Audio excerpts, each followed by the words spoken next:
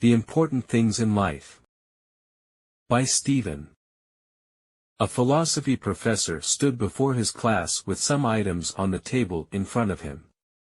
When the class began, wordlessly he picked up a very large and empty mayonnaise jar and proceeded to fill it with rocks, about 2 inches in diameter. He then asked the students if the jar was full. They agreed that it was. So the professor then picked up a box of pebbles and poured them into the jar. He shook the jar lightly. The pebbles, of course, rolled into the open areas between the rocks. He then asked the students again if the jar was full. They agreed it was. The professor picked up a box of sand and poured it into the jar. Of course, the sand filled up the remaining open areas of the jar. He then asked once more if the jar was full. The students responded with a unanimous yes.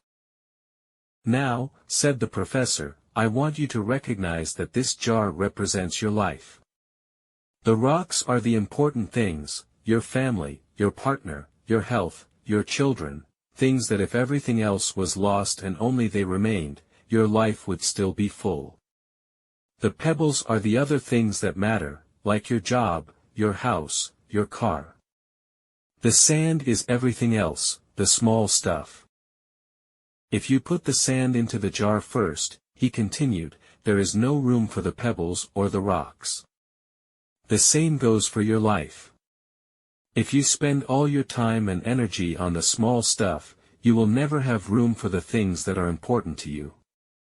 Pay attention to the things that are critical to your happiness. Play with your children. Take your partner out dancing.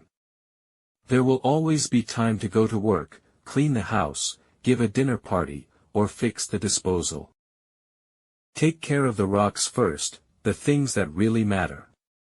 Set your priorities. The rest is just sand.